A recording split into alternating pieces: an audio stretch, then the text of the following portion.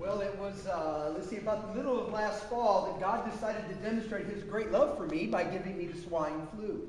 I don't know if God ever loved you like that, but that's why he decided to love me. And I'll have to admit, Sandy and I were talking, it's probably the sickest I have ever been in my lifetime. It was miserable, just miserable. And I can remember, days and nights of just laying on the couch and going from, really too hot to really too cold, the migraine headache, everything hurt. It was just miserable. It was about the fourth or fifth day or so of these kinds of symptoms when I woke up, probably about 3 or 4 in the morning, just drenched in sweat. I mean, just as though somebody had poured a 5-gallon bucket of water on me. And of course, that kind of made me chill. I'm going, oh man, I got to get up again. And I remember, okay, I'm going to throw this cover off. I've got to get some fresh sheets and blankets. And that's when I realized my migraine headache was gone. And my fever had broken. And I didn't feel good. But man, did I feel better. And the moment that happened, I could feel this hope rising up inside of me that, I've turned the corner. The worst part is behind me. I'm on the mends now. I'm on the rise. Things are going to get better. And even though I didn't feel great, just the hope of knowing I turned the corner. And getting back to health was right around the bend, just made me feel so hopeful and optimistic as I had since this thing hit. See, it's really cool when we start coming out of the really hard times and we suddenly realize we're on our way up now and the darkest part is behind us. We've been talking for the last couple of weeks about the dip.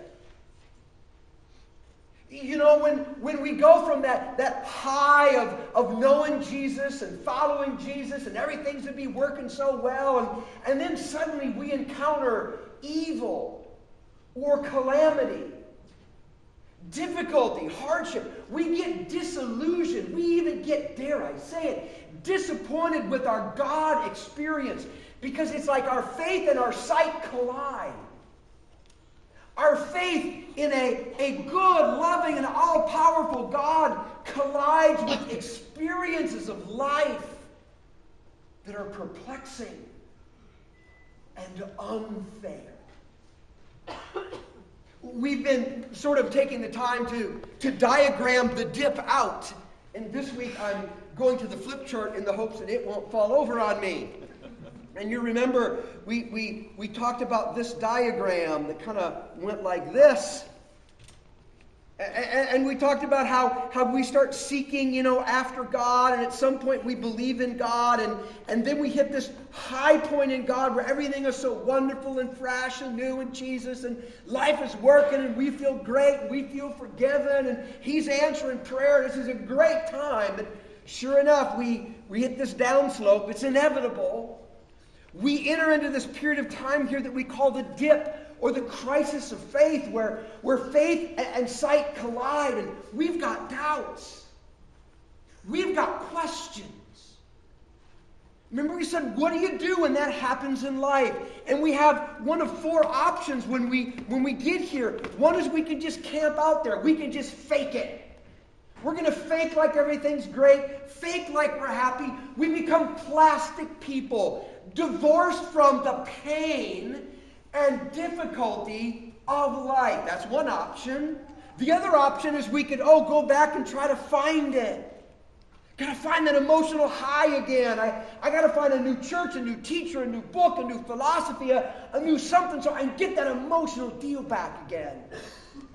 And some people go, now, you know what, I'm just going to forget it. I'm just going to, the God deal did not work out for me. Big disappointment. I'm going to look for something else if there isn't anything else even out there.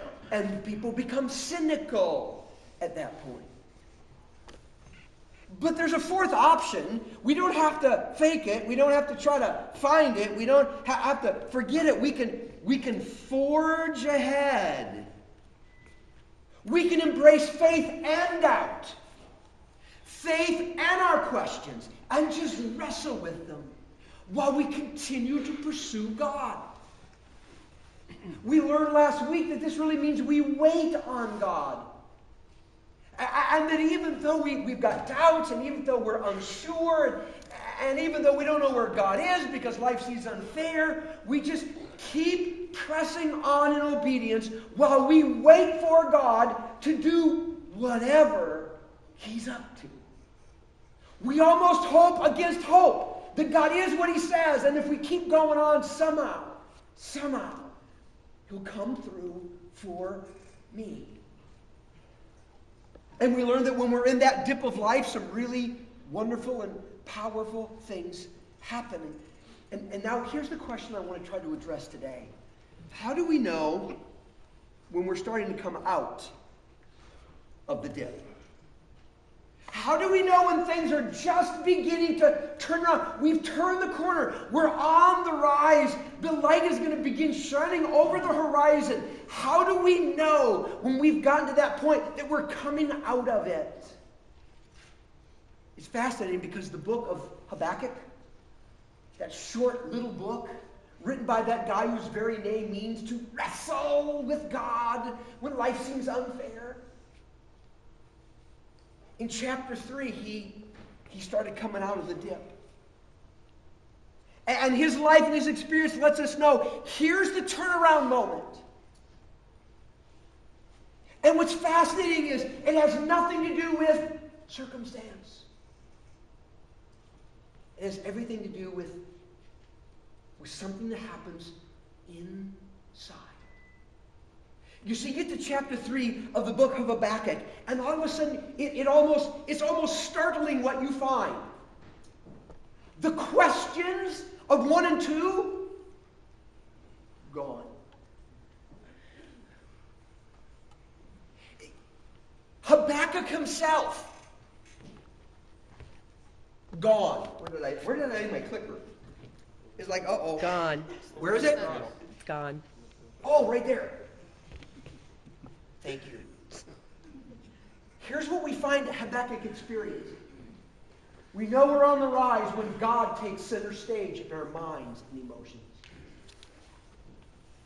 I mean, circumstances hadn't changed. But now Habakkuk doesn't seem to be so concerned with the unfair circumstances. The questions are there, but they're quieted. The circumstances haven't changed, but they have faded into the background. And now it's in the forefront of Habakkuk's mind. What's really gripping his emotions is just God. God in His bigness. God in His wisdom. God in His, what the old ancient theologians called His holy otherness. That He's doing a deal we can't understand, and that somehow in the end it will always prove to be the big thing, the right thing, and the good thing. What's fascinating is that as Habakkuk wrestled with God, he never got answers to his questions. But in wrestling with God, he just came to a point of surrender. There was a